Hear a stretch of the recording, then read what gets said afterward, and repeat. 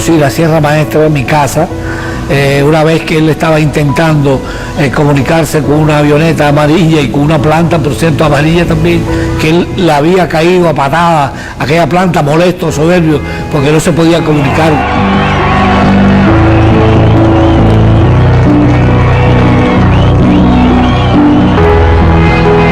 La primera vez que lo vi el 8 de enero en la Virgen del Camino, vendiendo periódicos descalzo, sin camisa.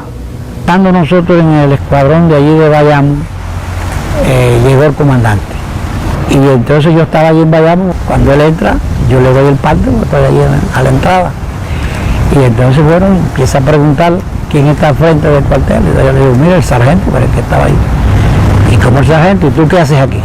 Y entonces yo le explico que yo no soy de allí, que yo estaba... Él dice concretamente cuál es el oficial de más graduación que hay aquí. Y entonces le digo, en este momento soy yo, pero el que está al frente es el sargento de guardia, porque yo no pertenezco aquí, yo estoy de tránsito. Y entonces me mira y dice, bueno, tú estás de tránsito, tú perteneces. Y digo, no, yo estoy en La Habana. Y me dice, está bien, pero mira, quédate aquí al frente del escuadrón hasta que yo decida ya quién voy a mandar para acá, y infórmala ya a los jefes tuyos que tú te vas a quedar aquí, que yo te dije que te quedaras aquí. ¿Tú tienes algo en contra? Yo, esa fue así la primera vez que hablamos de frente y que me dio una misión.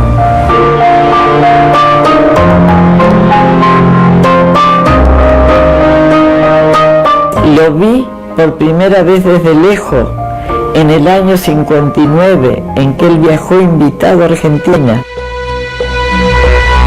Muchos creían que esta revolución había sido una especie de revolución de lindos muchachos barbudos, maravillosos, pero jamás había empezado que esta revolución iba a ser una revolución de verdad.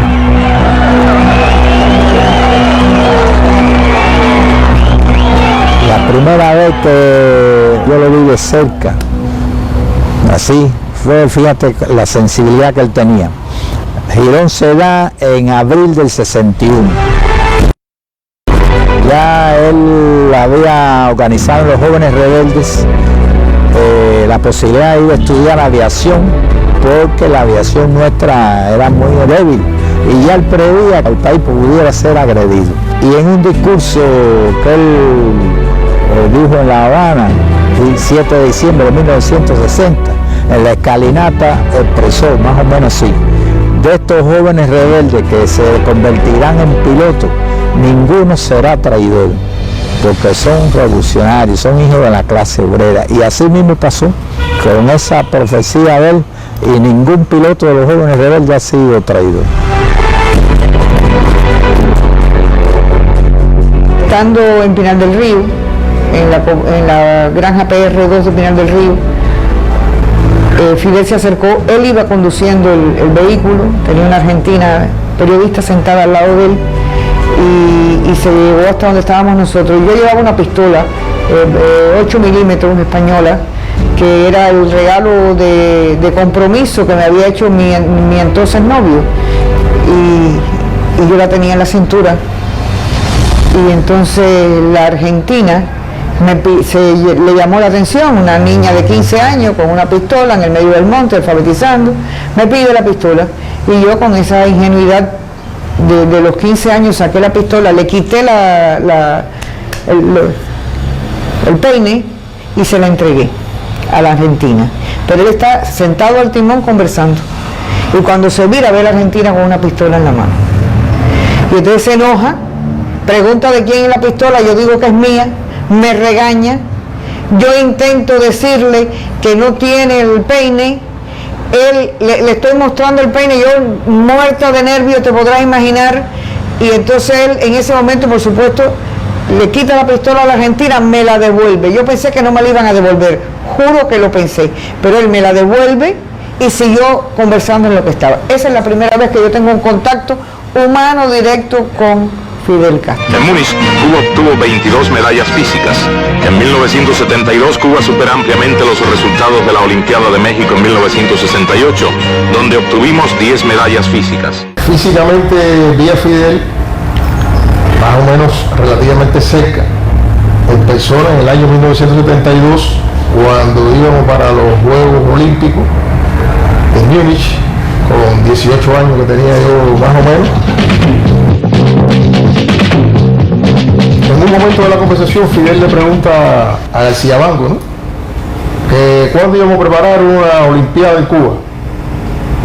Y González Guerra, que estaba relativamente cerca del compañero García Bango, se echó a reír, una carcajada grande, como él era así de jocoso, eso es imposible. Si nosotros no hemos organizado ni unos centroamericanos, ¿cómo vamos a hacer unos Juegos Olímpicos? Pero me causó mucha impresión que él le respondiera así relativamente rápido, que le diera todos los argumentos que le dio, que prácticamente lo aplastaban, ¿no? Y entonces dijo, pero bueno, eso hay que pedirlo, comandante. Y dice, bueno, pídanlo, que pedir no cuesta nada.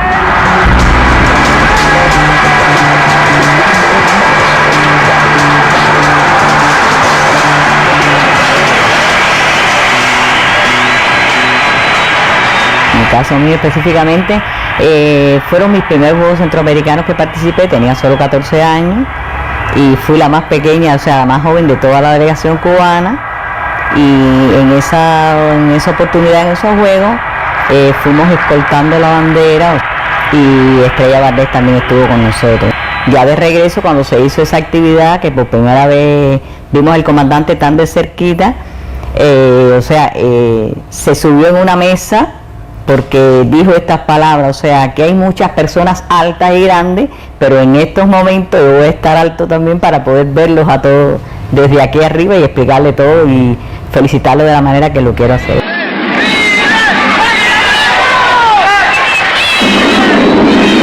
Lo vi por primera vez en un recuerdo inolvidable en 1971, cuando él visita Chile. Yo vivía en Chile en esos años, en el Chile de Allende, estaba allá. Y venía Fidel en una caravana inmensa, venía siendo acompañado desde el aeropuerto. Viene este auto descubierto, descapotado, con los dos parados, Fidel a la derecha y Salvador Allende a la izquierda. Fidel con el uniforme verde oliva, era muy alto, ustedes lo saben, arriba del auto más todavía. ¿No? Que transmitía un mensaje sin decir nada, pero nos decía, mira, este es el futuro de América Latina. Yo tuve una crisis grave de la tiroides, muy grave, por el estrés del secuestro. Porque en realidad el secuestro fue 4 días, demoró mucho, muy estresante, con 2 niños, tú puedes imaginar el doble del estrés, pero uno no se da cuenta de que eso está afectando su organismo, no se da cuenta. Y fui a tratar el Fajardo. Y un día, voy subiendo con el jefe de endocrinología de Cuba, que se llamaba Mateus, y él estaba así abrazado a mí y alguien por detrás dijo, no, entra. Bueno, dijo, Mateus entró y yo también. Y cuando miro al lado, ¿quién estaba? El comandante. Cuando yo vi al comandante, empecé a temblar. Y dice, no, porque imagínese cuando tú lo ves por la primera vez, te queda con un estado de sal. Porque tú imaginas una otra cosa, ¿no? Tú imaginas un hombre que no habla, que es muy serio, que no te cumplimenta, no te da buenos días. Luego me pasó la mano en la cabeza, ay, más que yo temblaba y no lograba hablar. Entonces Mateus, él preguntó qué tiene él. Mateus dijo, bueno, estaba volviendo la tiroides, pero la están tratando y qué sé yo. Bien, y él me preguntó por qué yo pintaba el pelo. ¿Por qué pintas el pelo, muchacho? O sea, lo único que aconteceu. Ele me pinta el pelo como no. Imagínate hablar con Fidel y decir esa tontería. Yo le pinto el pelo como no. Pero es que quedas de verdad mudo.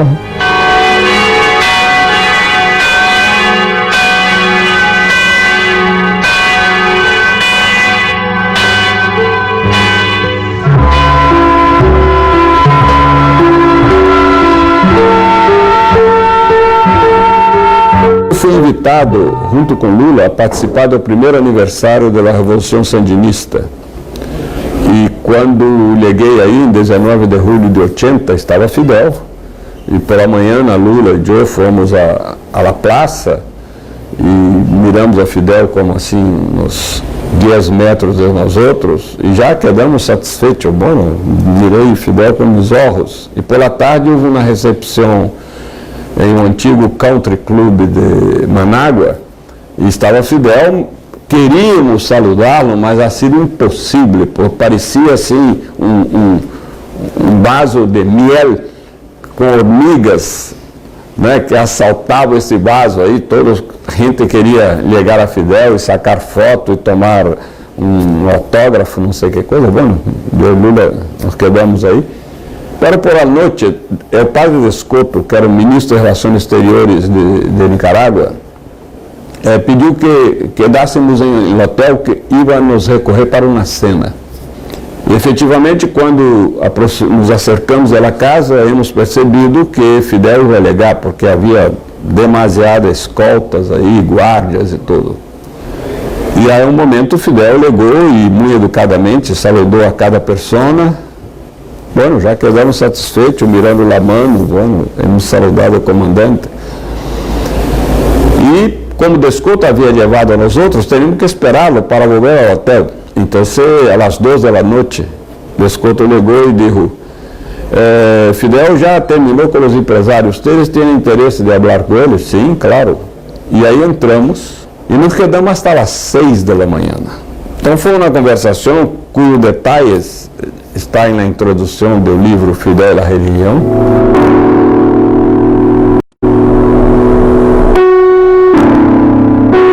E a partir dessa conversação ele me invitou a vir a Cuba para ajudar esse acercamento entre Igreja Católica e governo cubano, que era a relação naquele momento, mais de 10 anos, permaneceu muito tensas. Yo conocí a Fidel en la Casa de las Américas una vez que él se reunió con un grupo de escritores jóvenes. En esa época yo era un escritor joven. Estaba García Márquez y él le dijo a García Márquez: alguno de estos será premio Nobel. Y García Márquez le dijo: no lo creo, Fidel.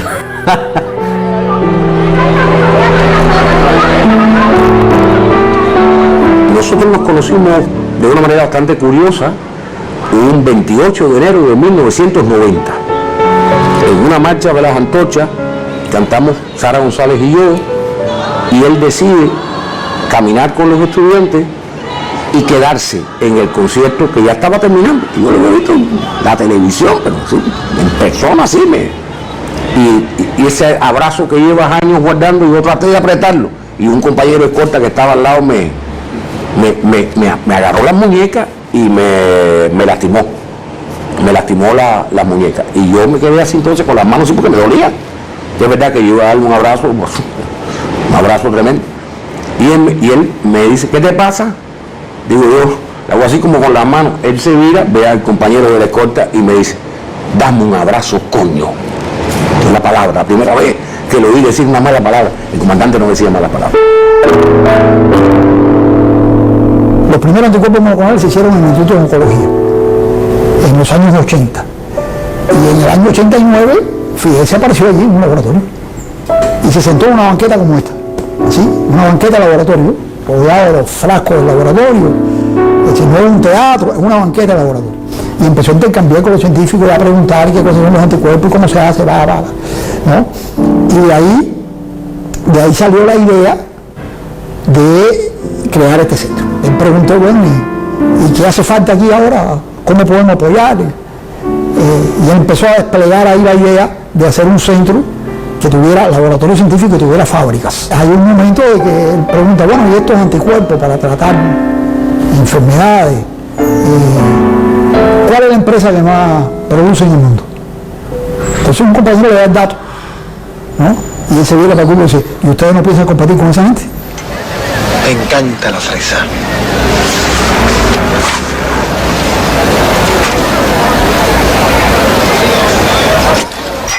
Yo nada más conocí a Fidel en una ocasión.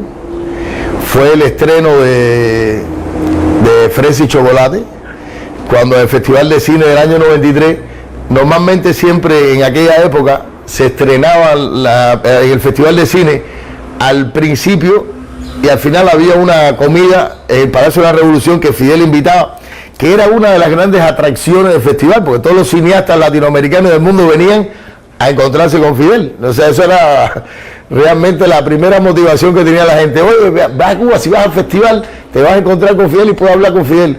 Efectivamente, nosotros estábamos ahí, Vladimir y yo estábamos ahí en una cena, me acuerdo que había un tamal en cazuela, eso que era una cosa, y nos batimos Vladimir y yo con el tamal en cazuela y de pronto salió el comandante y para allá fueron todos los cineastas completos. Le dije, Vladimir, nosotros lo vemos todos los días, vamos a ponernos para el tamal y después cuando eso vamos para allá para arriba el comandante, vamos a ponernos para el tamal ahora.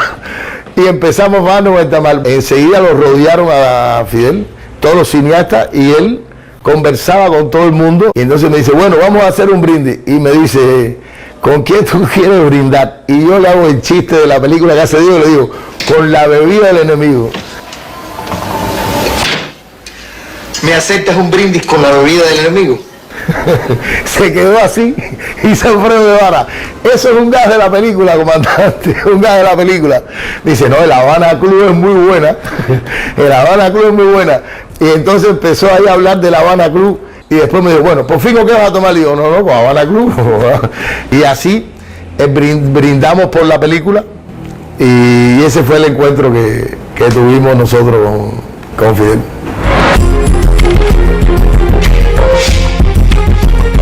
La primera vez que yo lo conocí fue cuando yo hice una obra biográfica que se llamó Tocororo, Fábula Cubana, que fue folclórico y fue un poco la historia de mi vida llevada a la danza. Y él vino a la función y vino vestido de traje. Y yo tuve la posibilidad de, en ese momento, de presentarle a mis padres.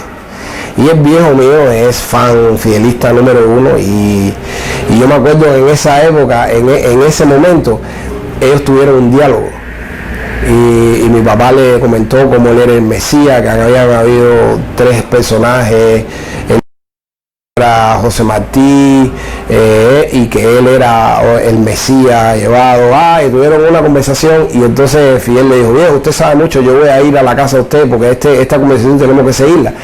Después ahí el viejo no quiso moverse de la casa por un mes. Y cada vez que yo le decía, vamos a ir ahí a comprar al Naranjito, comprar una... No, y si Fidel viene. Y eso provocó que estuvo como un mes encerrado en la casa esperando por Fidel. Después no vino, pero bueno, eso fue una anécdota que me causa mucha risa, ¿no?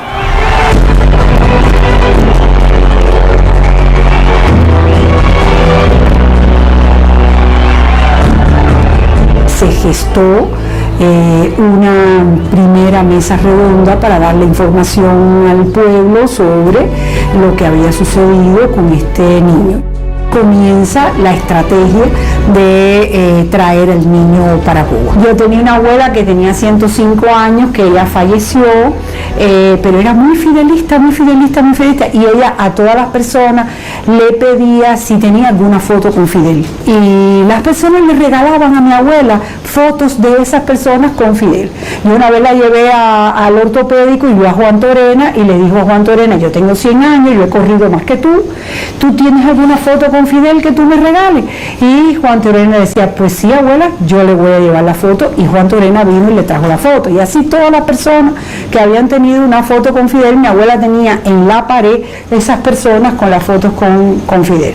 Ella era extremadamente fidelista. Yo pensaba en mi abuela, ya mi abuela no estaba, yo pensaba en mi abuela y decía, si mi abuela hubiera sabido que yo iba a tener una reunión, después tuve fotos que incluso se las dediqué a ella simbólicamente, pero tuve fotos con él, y digo, si mi abuela me viera aquí esperando, me acordaba mucho de ella.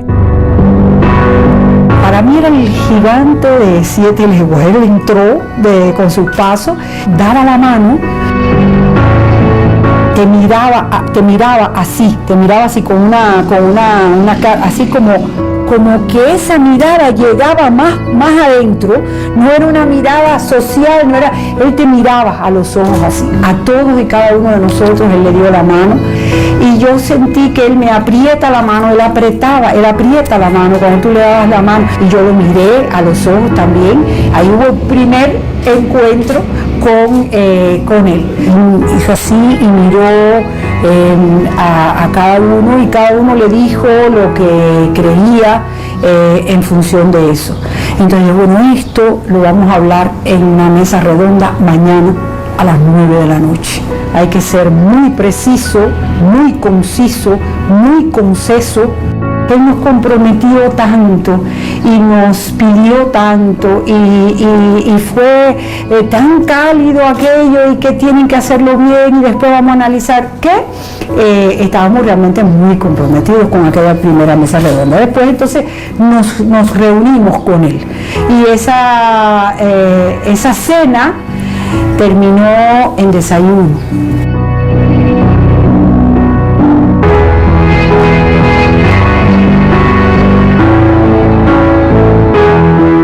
Solamente se daba cuenta por las inflexiones del rostro, del carácter, de los músculos del rostro, por la agudeza a veces de su mirada cuando estaba analizando en profundidad lo que estaba escuchando antes de dar una respuesta. Esa es la verdad.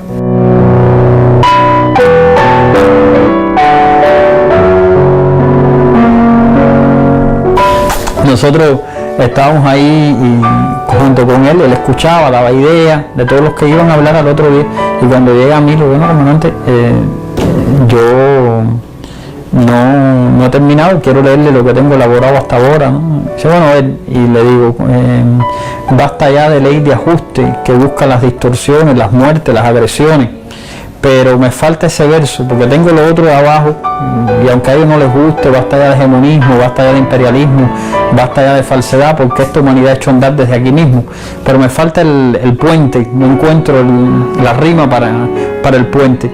Dice, bueno, dime de nuevo qué tienes escrito. Dice, basta ya de ley de ajuste que busca las distorsiones, las muertes, las agresiones. Dice, bueno, pon algo ahí de desbarajuste. Lo decía, comandante, y el mayor desbarajuste, y aunque a ellos no les guste, basta ya de hegemonismo, basta ya de imperialismo, basta ya de falsedad, porque esta humanidad ha hecho andar desde aquí mismo. Y entonces Fidel de ahí nos invitó a cenar ese día, y fue la primera vez que tuvimos ese encuentro, ¿no? ¿Qué se pretende con estos crímenes? ¿Destruir la revolución? Es imposible. La revolución emerge más vigorosa frente a cada golpe, y cada agresión se profundiza, se hace más consciente, se hace más fuerte. Por eso, el dolor es de todos, el de todos, pero la invencible y poderosa fuerza de millones de personas es nuestra fuerza.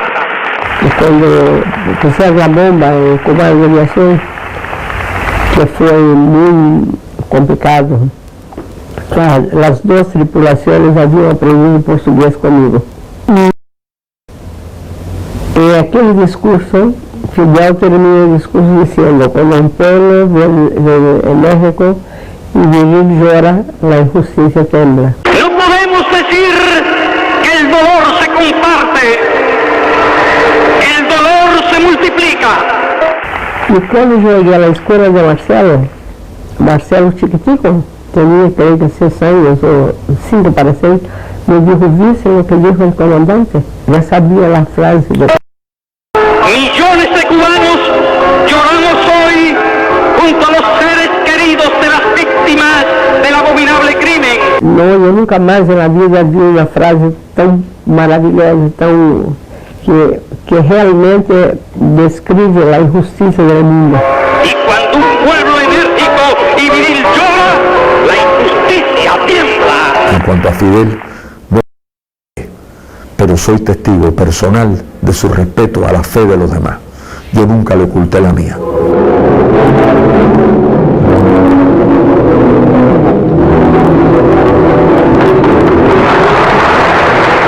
Recuerdo una reunión con un compañero, dijo un poema un poema excelente, que decía todo el tiempo, soy esto, soy esto, soy esto, y nunca fui a misa. Pero el poema era fantástico. Yo estaba sentado al lado del comandante. Y cuando terminó el poema, todo el mundo aplaudió porque era un gran poema. Y él no.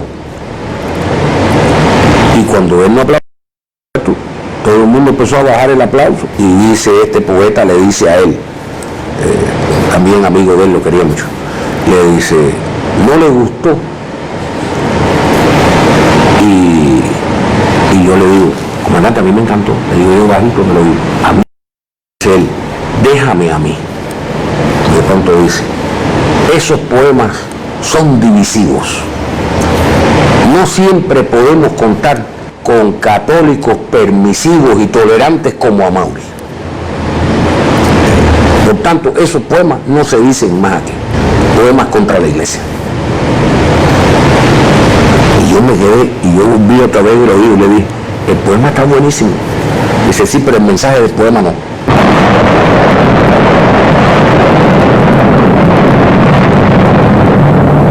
Cuando fuimos a Japón, ya que estamos en el museo, yo me adelanto y me tiré en el piso para cuando él firmara, que se me viera en el cuadro, en la prueba él firmando, ¿no?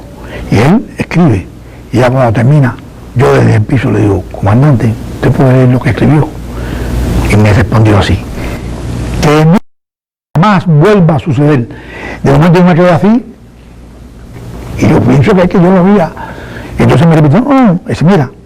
Y entonces está el texto, después yo tomo el texto, que dice sí, que nunca jamás puede suceder en cosas como esta que han devastado al mundo.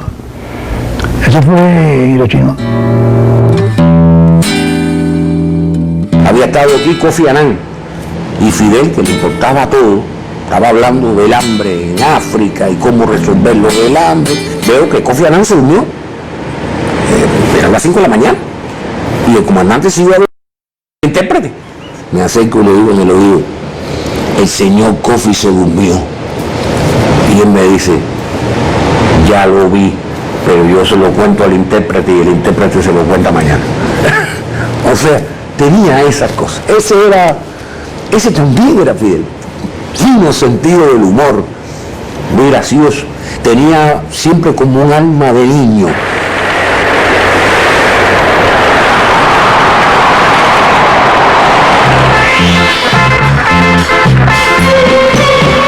Surgen los Juegos Centroamericanos de La Habana 1981, donde al finalizar los Juegos, él realizó una actividad en el Palacio de la Revolución, donde invitó a todos los atletas y fue saludando uno por uno de los atletas, y cuando ella pasó, él tuvo unas palabras con ella, ¿no? Nosotros en esa oportunidad obtuvimos 6 medallas, 4 de oro y 2 de plata. Y entonces como que cuando nos presentan, o sea, como hacían con todos los atletas, el de gimnasia artística, pues dice, oye, pero tú fuiste la que te operaste de la columna. Digo, sí, después de los centroamericanos del 78, dice, pero qué buen resultado has obtenido, tantas medallas. Yo pienso que te esté pesando mucho, no te vayas a caer hacia adelante, así que sigue erguida y sigue obteniendo resultados. Estuvo atento siempre a cada lesión, eso lo vimos después posteriormente con los años, cómo era la recuperación, si obtenían resultados, si eran mejor, si eran, o sea, si se quedaban por debajo, por encima. Siempre estuvo atento a todas las lesiones, en general de todos los atletas cubanos. Le dije a Brisel, mira, ahí está el comandante, vamos a ponernos de frente. Para cuando él pase, bueno, tenemos que saludarlo, no vamos a estar de espalda. Nos miramos de frente y efectivamente cuando él se acercó a nosotros, se miró, la volvió a saludar nuevamente, cómo está, cómo te fue en la competencia, y me preguntó a mí que cómo me iba de la pierna. La pierna, que yo lo que menos pensaba que él había estado siguiendo el accidente que yo tuve en los Juegos Olímpicos de Montreal 1976, le dije que bien, que me sentía sin problema.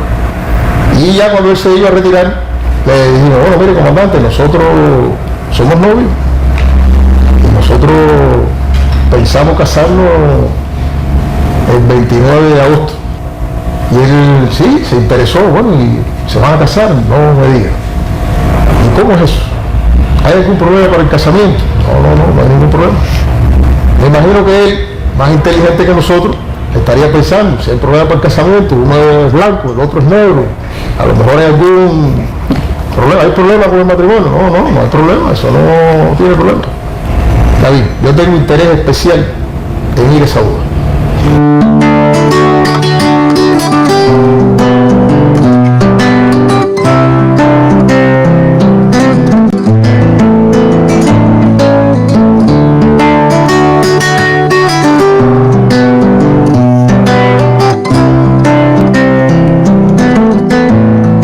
Actividad de una delegación que vino, él se separa del protocolo y viene hacia donde yo estoy y yo me paro en atención y me hacía así con el dedo así en la barriga y me pinchaba duro en la barriga y dice, ¿qué tú haces para no tener barriga?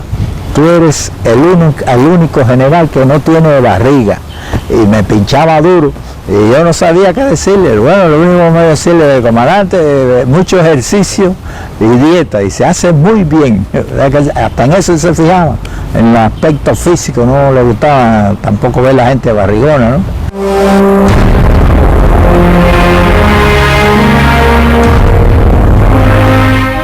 Yo pienso que Fidel para los artistas tiene un récord Guinness y para el mundo es llenar 2 aviones de artistas e ir a la inauguración de la capilla de su amigo Guayasamín. Nunca un presidente de un país ha hecho algo como eso. Después del regreso de ese viaje nos reunimos muchas veces con él, comimos juntos con él y siempre a mí me pasaba que por mi estatura él estaba en un lugar y él daba la vuelta y al final me ponía la mano en el hombro, no porque me conociera ni nada, sino porque mi altura era lo que le servía exactamente para él descansar su brazo. Me hizo una caricatura en una camisa, en la dedicatoria dice, algún día seré un pintor más exacto. Qué bueno, si hubiera pintado, habría que ver qué hubiera pintado Fidel. Muchas veces, por ejemplo, lo encontré en casa de Sara, él haciendo espaguetis, riquísimos. Y me encantaba que Sara cantara La Victoria, o otras canciones. No le gustaba la música, le gustaba, solamente no lograba cantar como Sara cantaba, claro, porque Sara tiene una voz que era un trombone, ¿no? Yo nunca me sentí incómoda, yo nunca me sentí en tercer lugar. Yo estaba ahí con ella y con él y él le hablaba y me miraba y me hablaba y con respecto a mí, pues yo era de la familia. Ahí hay una servilleta que él firmó a Iraida, que era mi mamá, que ya falleció, a Sara y a Diana. Él sabía cómo vivíamos, él estaba al tanto. Él sentía un aprecio especial, un cariño muy especial por Sara y ella por él también. Había una comunicación muy bonita. Ella era crítica, era acuciosa, eso a él le gustaba, Yo vi a Sara en una ocasión levantar la mano porque él reiteró un criterio sobre los artistas, qué sé yo, y los deportistas, y Sara levantar la mano. Dime, Sarita, ya eso no lo dijiste, no lo vuelvas a repetir. Así le dijo.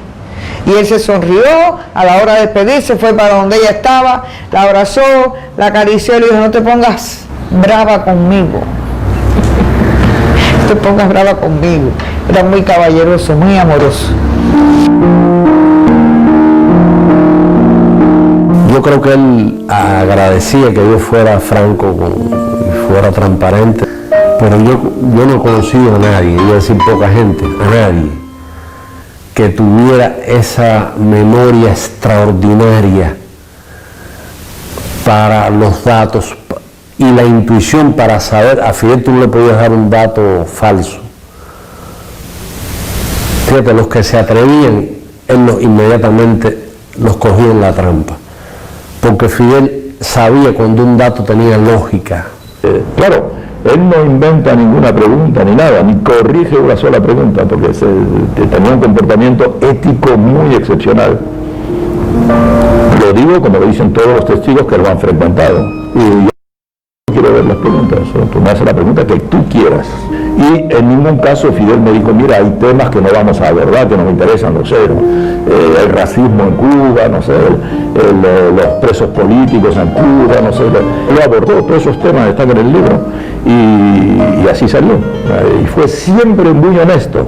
Una vez yo sentía que tenía el deber de hacer una crítica a él. Y le digo, ¿puedo hacer una crítica? Él me dijo, usted no solamente tiene el deber, tiene derecho. Y a partir de ahí, sabe, yo tenía toda la libertad de hablar con él cualquier tema, por más crítico, por más duro, con la ventaja que yo soy una persona, até por razones de mi situación de religioso, de fraile, sem ambições, né? Não sou diplomático, empresário, não tenho, ou seja, não tenho ambições de cargos, funções, ocupações, nada. Estou muito feliz com a minha maneira de viver. Isso também nos acercava muito, porque ele me ha dado esta liberdade e eu me sentia muito a gusto de poder dizer coisas a ele que quizá outra gente tinha medo de, bueno, ele não vai aplastar-se de mim, não sei que coisa, e isso nunca passou, ao contrário, creio que por essa sinceridade nos acercamos todavía más. Y entonces, saliendo de la granjita, había una maestra de escuela que llegaba a la granjita con sus alumnos para ver el museo. Y entonces a Fidel se para, se baja del auto, nos bajamos y se pone a hablar con la maestra. Y bueno, imagínate, la maestra se viene tranquilamente con su niñito a la granjita y de repente llega Fidel. Fidel le pregunta, bueno, ¿y tú de dónde eres? ¿No?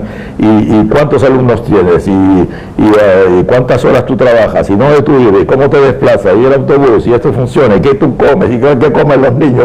Bueno, entonces 40 así preguntas que en realidad era una curiosidad auténtica, no era una cosa formal, no era una cosa preparada, era una curiosidad para saber realmente las condiciones concretas.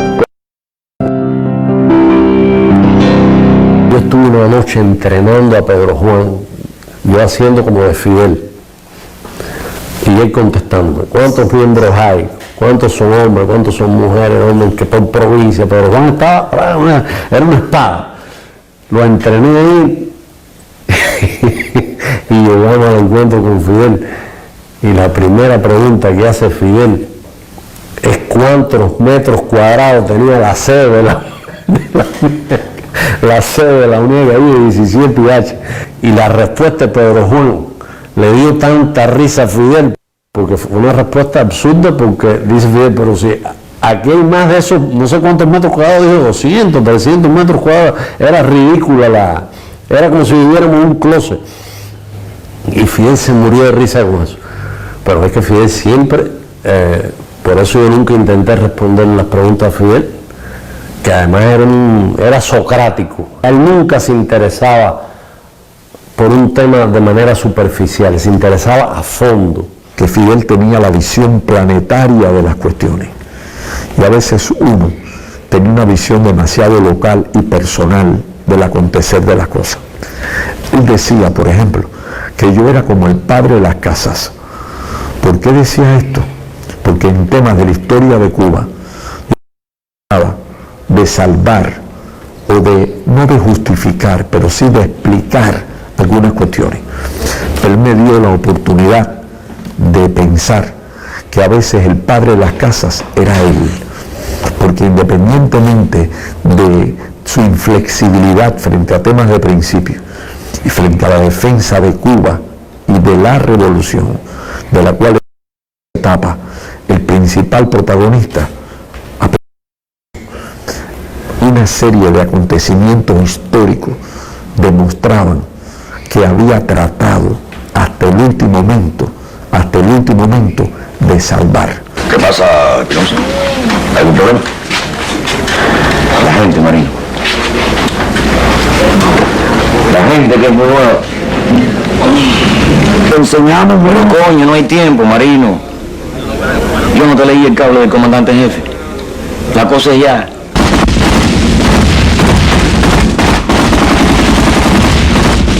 Cuando nosotros estábamos en Cabinda, él despidió a todo el mundo aquí. Yo me tuve que ir adelante con 6 compañeros y a mí no me despidió el grupo que iba para allá después.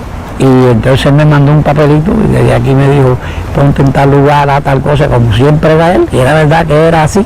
Y yo hice todas esas cosas.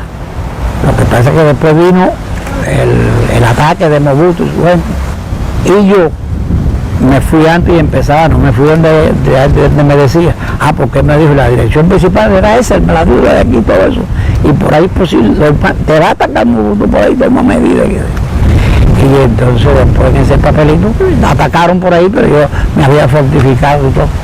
Dice, ¿tú ves qué bien te salió?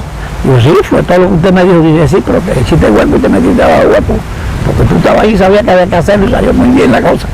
Te felicito.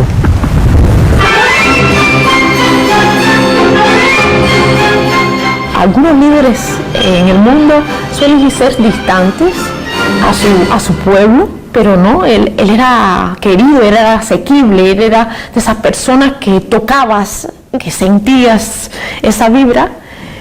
Y recuerdo que vio una actuación mía del Lago de los Cisnes, Don Quijote mío, que interpreté junto a Carlos Acosta, y bueno, fue una emoción enorme tenerlo a él allí en el escenario, en el público, y sentías casi una presión, sentías la presión de que ese ídolo que tú tenías tan grande estuviera ahí sentado. Es una admiración total, es una admiración de por vida.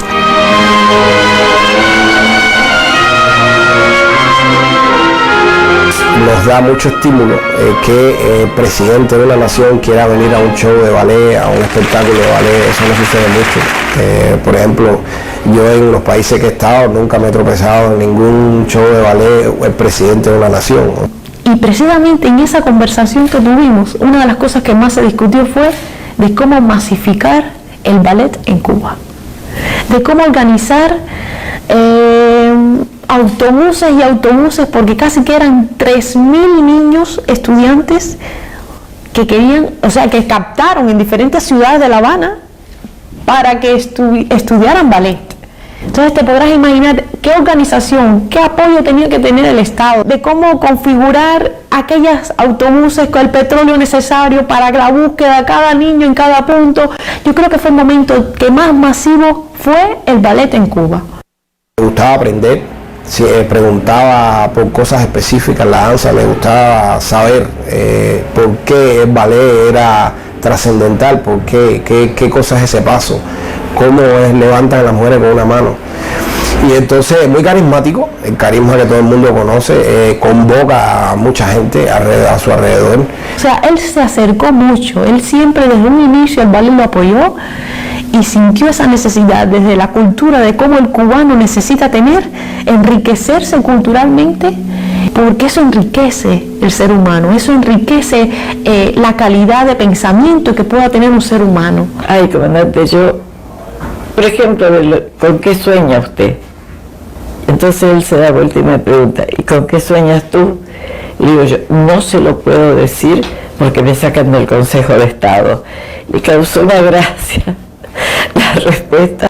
Él soñaba mucho con la Sierra Maestra, que siempre su sueño era la Sierra Maestra y sobre todo en el atardecer, o sea, neblina del atardecer, ¿no? Y que constantemente lo soñaba y soñaba con los compañeros más cercanos, pero eso es su sueño recurrente. Y le pregunté la pesadilla. La pesadilla, me dice, es cuando yo como pedí al pueblo que no fumara, y yo me veía fumando un cigarro, pues yo dejé el cigarro para poder decirle al pueblo que no fume. Entonces a mí me pareció de una maravillosa esa respuesta, que él se despertaba porque estaba fumando un cigarro y decía, yo le mentí a mi pueblo, le mentí, si yo estoy fumando, lo mentí, que se despertaba agitadísimo con la pesadilla de hasta qué punto era leal consigo mismo y con el pueblo, ¿no? Quando Fidel ha dado a entrevista de Fidel e a religião, ele deixou de fumar.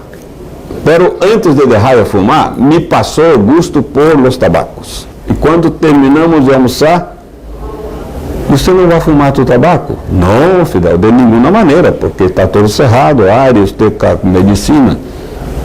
Fuma tu tabaco. Ele queria sentir o olor. Não fumava de nenhuma maneira. Ele mesmo disse que alguns assessores diziam, não, tu pode fumar escondido. Mira, você pensa que sou doble cara, não tenho caráter? Se ha dicho que não vai fumar, não vai fumar. Cuando se tiene un gran poder, hay que tener un gran sentido de la contención. Por eso revelé la anécdota que no era de que en su despacho había un secreto. Era el secreto de la capacidad de escuchar, que contra todo criterio de que él podía demoler a los demás con una acción inacabable, se equivocan.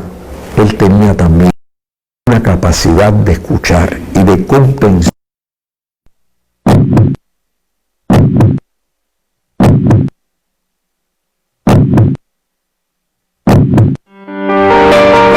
Los abogados le decían, comandante, esto se puede complicar porque hay retos ahora jurídicos, y les decía así, es una batalla ganada. Una batalla ganada. Y efectivamente, él pautó toda la estrategia y lo logró, es decir, una estratega, una cosa, y sé que tenía cartas debajo de la manga que no nos decía, sé que las tenía, le gustaban mucho los golpes de efecto, realmente tú nunca sabías cómo él iba a reaccionar.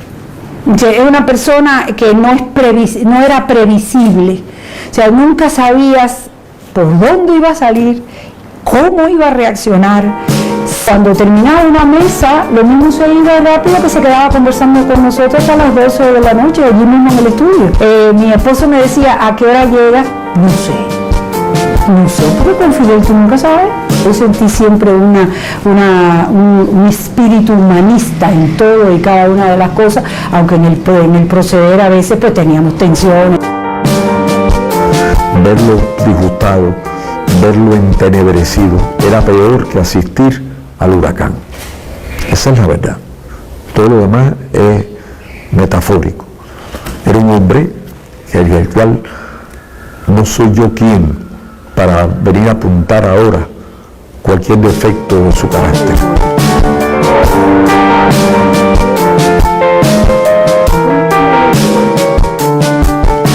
Fueron un momento la batalla de Lian, muy neurálgico, y él estaba muy enervado, y empezó a hablar de que lo vamos a traer y que el niño va, qué sé yo, pero lo estaba diciendo no para el discurso de la población. Regresan al mismo le estaba saliendo toda esa batalla y toda esa tensión que él tenía, ¿no? O sea, que él estaba, qué sé yo, cuando la comadre Sara González, que más de un susto me sacó, levanta la mano. Y él la miraba, pero como él estaba, ni le hacía caso. Ella hizo así, y se aguantó la mano, como él no lo voy a bajar. Y entonces hay un momento en que él le dice, le decía a Sarita, dime Sarita, ¿qué vamos a hacer con el pullover? Porque te acuerdas que eran millones de pullovers de Vuelvan Elian. Y él, que estaba tan... siguió más molesto todavía. Miró a Sara, que era una ráfaga de puñalito lo que le estaba tirando. Le echó una ráfaga de puñalito así. Yo dije, ay, Dios mío. Siguió hablando, el ratico ya se viró sin los puñalitos. Le digo, Sarita, yo creo que si nosotros abogamos a la disciplina y a la conciencia de nuestro pueblo, pueden ser capaces de guardar esos pullovers para el recuerdo de esta batalla. Porque él estaba diciendo que el niño se tenía que incorporar discretamente a la sociedad, no tenía que ser un objetivo de propaganda, ni de campaña, ni nada. Eso es lo que él estaba diciendo. Los psicólogos tienen que ayudarlo a que se incorpore. Él estaba en eso.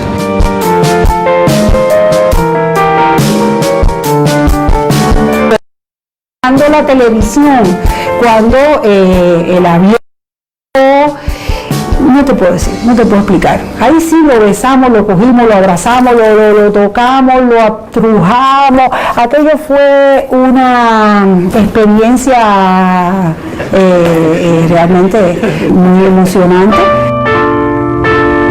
Fue un superdotado, un hombre con una sensibilidad, con una inteligencia, con una cultura, y todo eso lo puso en función de un proyecto político.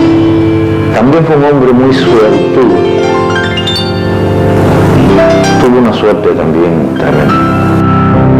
Es una persona que tú no podías más que admirar como persona, independientemente, no estamos hablando aquí del genio militar, del genio político, estamos hablando de la persona, en la vida cotidiana, una persona muy educada, eso lo han dicho todos los que lo han frecuentado, un hombre muy educado, muy atento, con sus invitados, con la gente, y esto lo han dicho muchos testigos.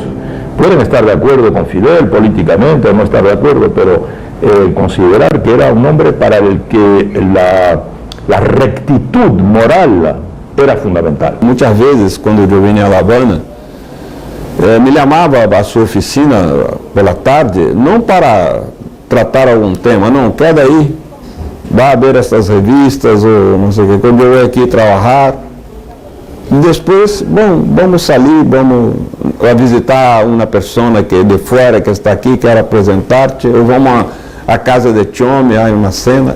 Así, como un amigo mismo, una cosa de pura gratuidad de la amistad.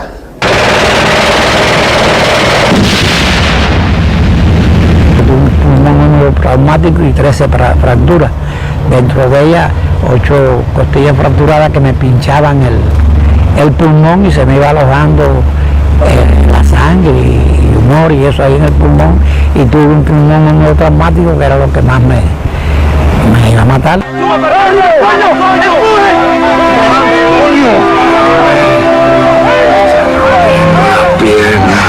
Aguanta. Y bueno, él siempre, todos los días llamaba, además de eso, para ver la situación que hacía falta. Que no vine antes porque no me podía mover de ahí, tuve 22 días allí.